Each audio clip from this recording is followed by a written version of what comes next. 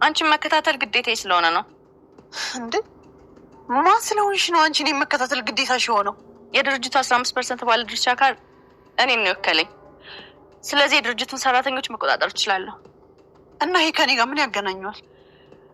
ወይዘሮ ሜላት እንደሰማሁት ከሆነ የራስሽን ድርጅት ዘግተሽ ነው የመጣሽው። እናማ የራስሽን ድርጅት መቆጣጠር ያቃተሽ ሴት እንዴት የኛን ድርጅት ልትቆጣጠሪው ትችያለሽ? ስለዚህ ልቆጣጠርሽ ግዴታዬ ነው። ልታሸማቅቂኝ እየሞከርሽ ነው? አቶ መዘክርን በሆነ መንገድ እንዲያምንሽ እንዳደረግሽው ገብቶኛል። እኔ ግን መቼም ቢሆን አላምንሽም። ልሰርቅ ሳይሆን ልሰራ ነው የመጣሁት። ካልፈለጋችሁ ደግሞ አሁኑን ለቅቄላችሁ እወጣለሁ። እኔ ስራሽን ልቀቂ አላልኩሽም። ስራሽን በአግባቡ ስሪ ነው ያልኩት። ድርጅታችንን አጉል ነገር ውስጥ እንድትይው አልፈልግም። ይቺ ልጅ ከምን ባረጋት ነው የሚሻለኝ? ቆይ ይህን ያህል ምን ሳደርግ አይታኛለች? እኔ የምልሽ እነ ፋዘር እየሄድን ነው። ማታ ላመሰግንህ ነው የፈለኩ። ምን አድርጌ ነው ደግሞ የምታመሰግኝ? ለማዬ ላደረክላት ነገር ነው። እናንተ ሰዎች ግን ትንሽ ያማችኋል አይደል? እና ማንን ነው? አንቺና ቤተሰቦችሽ ናቸዋ እንዴ? እናንተ ለእኛ ብዙ ነገር ስታደርጉ ቆይታችሁ እኛ ይችን ነገር ብናደርግ አካበዳችሁ በጣም። እኛ ምን አድርገንላችሁ እናቅና ነው? ሀኒቹ እኔ እና ተምቹ እኮ ጠግበን መብላት የጀመርነው እናንተ ወደ ቤታችን ከመጣችሁ በኋላ ነው። ቁርስ ተበልቶ ምሳ እንደሚበላ ያወቅነው ራሱ እናንተ ከመጣችሁ በኋላ ነው። እንዴት? እናንተን ከማግኘታችን በፊት እኮ የሆቴል ትርፍራፊ ነበር ነበር። እና እኛን ካገኛችሁም በኋላስ? እስኪ ልብ ብለሽ ወደ ኋላ ተመልሰሽ አስቢ። በጨዋታ ሰበብ እኮ እናንተ ቤት ምግብ ፍለጋ ነበር የምንመጣው። አይ እኔ ምንም ትዝ አይለኝም። ለነገሩ አንቺ መስጠት ስለማያልቅብሽ ብትረሺው ምንም አያሳስብም። እኛ ግን ምግብ ፈልገን ነበር የምንመጣው። እንዴ እና ያና ይሄ ምን አገናኘው? መስጠት ያው መስጠት ነው። አንቺ ለእኛ ያደረግሽው ነገር አሁን ላይ ቤተሰቦች እየተደረገ ያለው ነገር ነው። ግን እኮ አሴር እኔ የሰጧችሁ ምግብ ነው። ምግብ ደግሞ ሆቴል ሄዳችሁ ለምናችሁ የምታገኙት ነገር ነው። እኛ ለጠበቃው የሰጠነው ገንዘብ ነው።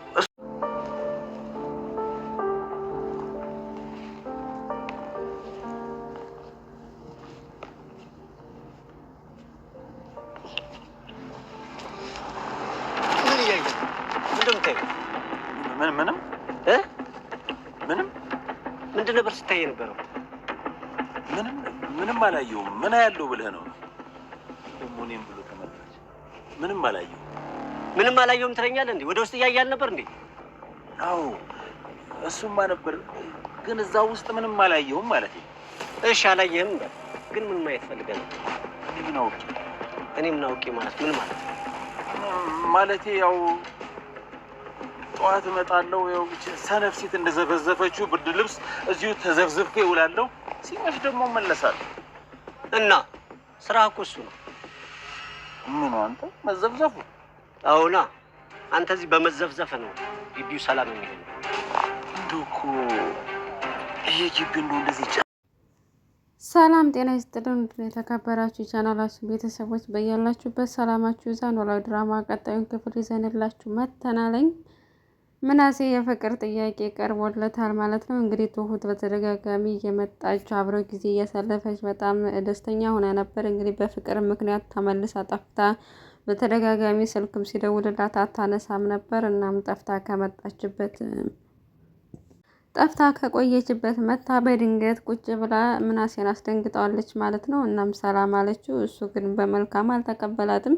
ምክንያቱም እኔ በህይወቴ ብዙ መፍታት የምፈልጋቸው እንቆቅልሽ አለ፣ ራሴ እንቆቅልሽ ህይወት አለ። ስለዚህ ሌላ እንቆቅልሽ የምፈታበት ጊዜ ስለሌለኝ እባክሽ ተይኝ ብሎ በተደጋጋሚ እንግዲህ እየነገራት ይገኛል ማለት ነው። እሷም ግራ ገብቷታል። ምክንያቱም እኔ ችግር ሆንሽብኝ እያልከኝ ነው ወይ ስትለው፣ አዎ ችግር ሆነሽብኛል።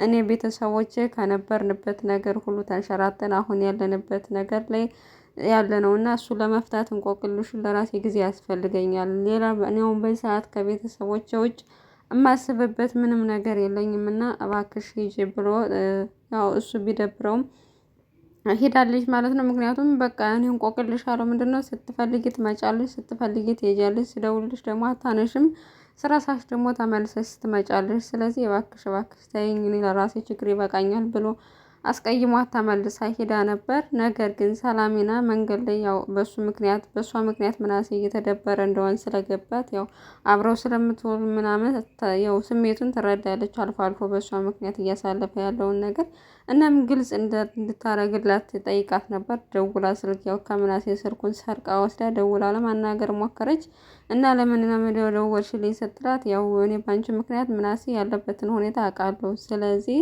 ሁሉን ነገር ዝም ብለሽ ስትፈልጊ መሄድ ስትፈልጊ መምጣትን አቆሚና ግልጽ አድርገሽ ንገሩ ስላለቻት እሷ ደግሞ እሺ አመሰግናለሁ ስሜቴን እንድገልጽለት ስለገፋፋሽኝ አመሰግናለሁ ብላ በዚህ ተገፋፍታ እንግዲህ ቀጥታ ወደ ምናሴ ሄዳ ነበር። እንግዲህ ምናሴ ጋር ደግሞ ተምቹና ጆሮ ጫማቸውን እያስጠረጉ ነበር። አዲስ ባለ ሀብት ናቸው።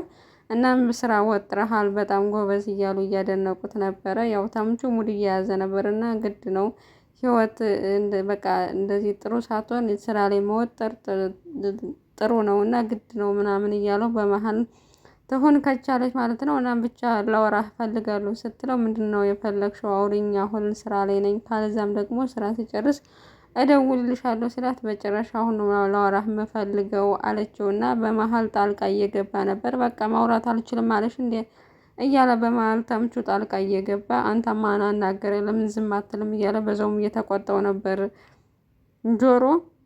እናም ከቻለች ምን አለ አንድ ጊዜ ራሱ በጥፊ በተለጥሮ ነበር እያለው በመሀል እንግዲህ አማራጭ ስታጣ እነሱ ባሉበት እንደምትወደው ትምህርት ቤት ላንተ በጣም ስሜት ነበረኝ፣ አሁን ደግሞ እየተቀራረብን ስንመጣ የበለጠ ላንተ ወደድኩህና ወድሃለሁ ብላ ፍቅሯን ገለጸችለት። ምናሴም ከዚህ በፊት እንደዚህ አይነት ነገር ስለማያውቅ ልጅ ስለሆነ በጣም ደንግጦ ነው የቆመው ማለት ነው።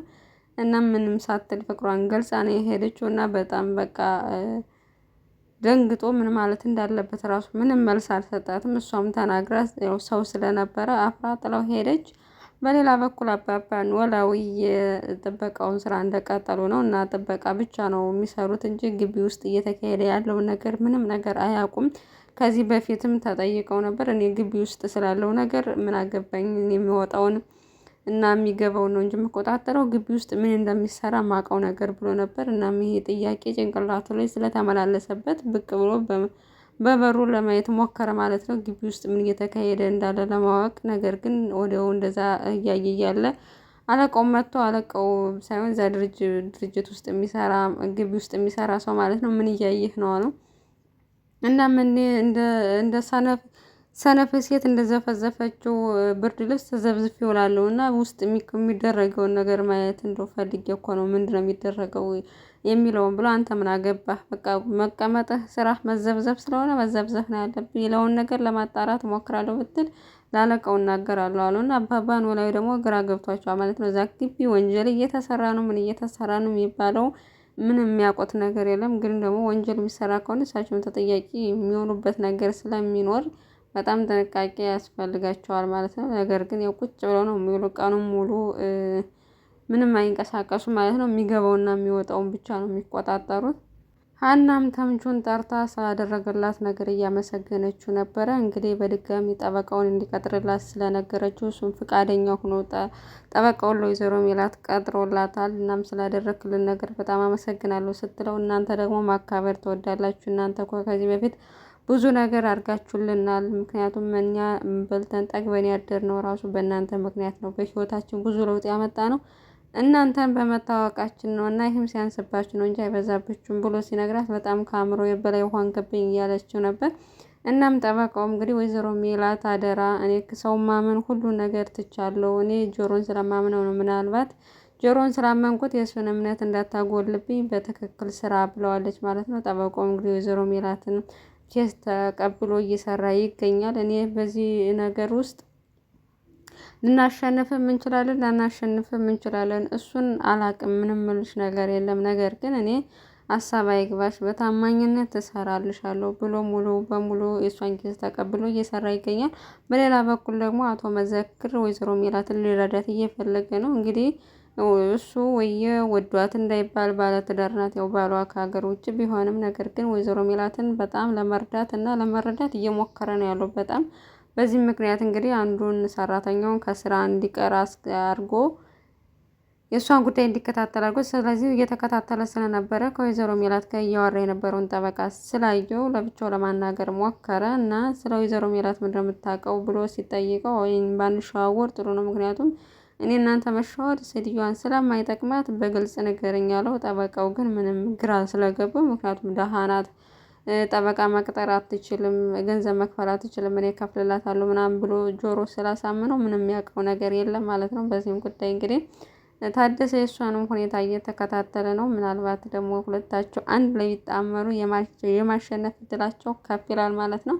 ሉሊትም የወይዘሮ ሜላትን የፍርድ ቤት ጉዳይ መረጃ ስለደረሳት በዛ አሽሙር ለመያዝ ሞከረች። አንቺ የራስሽን ድርጅት አዘግተች ለራስሽ ድርጅት የማትሆን ሴትዮ የእኛን ድርጅትም ነገ ምን እንደምታደርግበት አይታወቅም እና ልከታተልሽ ይገባል ብላ እየተከታተለቻት ነበር።